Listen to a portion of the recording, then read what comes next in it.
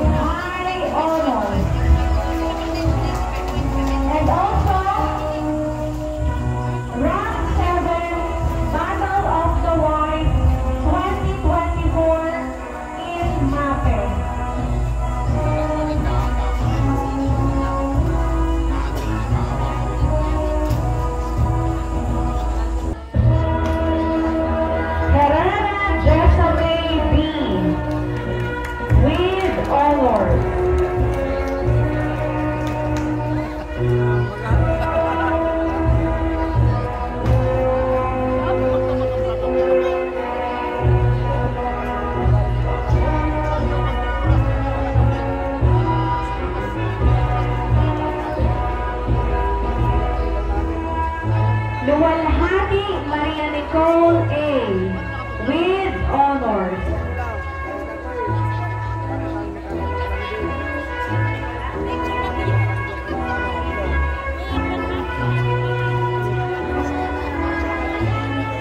Martha Sarah Joy Antonia L. with honors.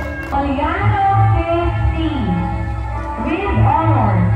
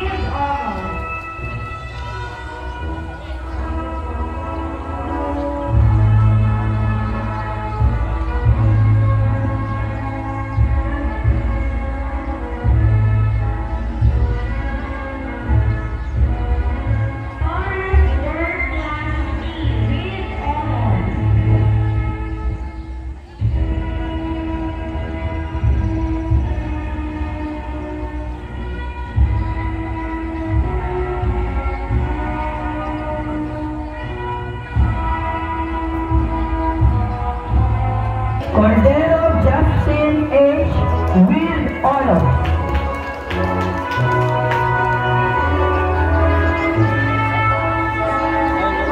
Sunod-sunod pa rin po. Sunod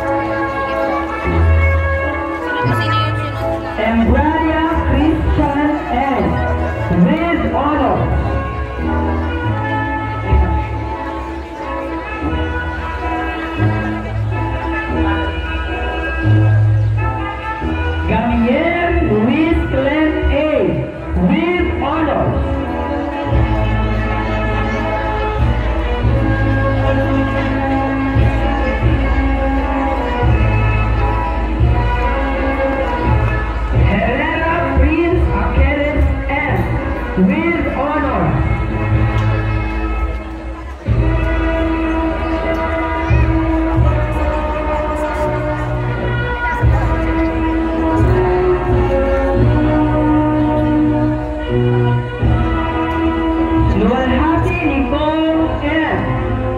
with honor.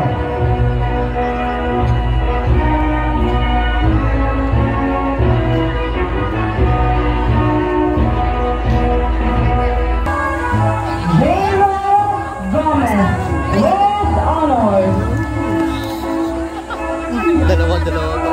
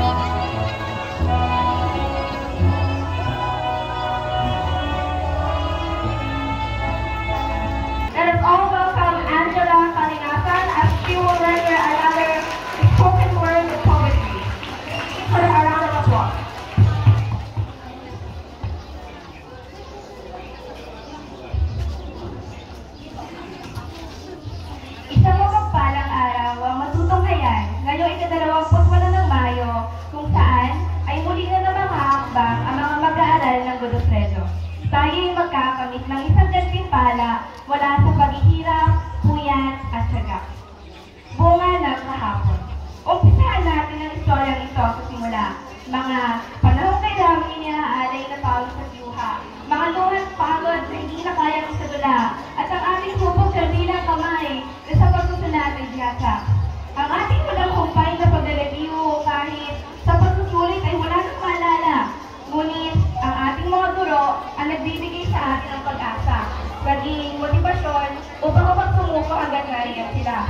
Kahit na maraming pagkakataon, tingin na lamang sumuko, baliwalain ang mga bagay at tuluyan ng yumuko. Ngunit, mas pinili natin tapusin at pagsagaan upang makamit ang sarili kong inaasam. Maraming karanasan sa paral ng ating natunghayan. Mula sa proyektong gusto mo nang iyakan, mga pagsusulit sa takdang aralin na nahihirapan, ang cramming sa ating nakasanayan, at ang salitang deadline na kinatatakutan. Natamong pagtataga at pagpupuyat upang ninanais na grado yung masalan. Minsan naiisip na ito hindi sapat, ngunit kinakaya lahat para sa pangarap. Hindi natin nalintala ang lahat ng yan, sapagkat alam mo kaya mo at lahat ng niya'y malalampasan. Mahigit isang taon ng ating paghihirap, nagkaroon man ng hit and text na nagpunga ng modular at naging dahilan ng pagkakataman. Ngunit dahil sa pagsusumikap, heto na tayo. Muli na lamang tutungtong sa entablado. At sa muling pagkakataon, narating natin ang panibagong hagdan. Kwento, sa bawat yugto ng paglalakbay, hindi natin lubos na kalahain na ito na pala ang ating pinakikitay. Magkalimutan man, makalipos ang isang dekada, masasabi ko, naging parte kayo ng aking pagpilad at pagsagana. Alam kong malayo pa, ngunit malayo pa na. Para sa isang mag-aaral na kagaya ko, iyong ipagpatuloy at maging determinado. Ito ay para rin sa edukasyon at sa iyong paglago. Kahit nakakabago na talagang nais kang sumuko, huwag mo kalilimutang magpahinga. Hindi masama ang tumigil at sarili bigyan ng halaga. Padayon, lahat ng yan ay iyong makakaya. Bago ko tapusin ang katahang ito, maraming salamat, Panginoon ko. Ginabayan mo ang paghubog sa aming pagkatao. Kami hindi mo pinabayaan hanggang sa dulo. Mga mahal naming guro, kamag-aral at eskwelahan, mag-ingat mga naging parte sa pagbuo ng katauhan. Nagdulot kayo ng maraming kaligayahan at katarungan. Lubos namin kayo pinasasalamatan. Sinamang po at maraming po.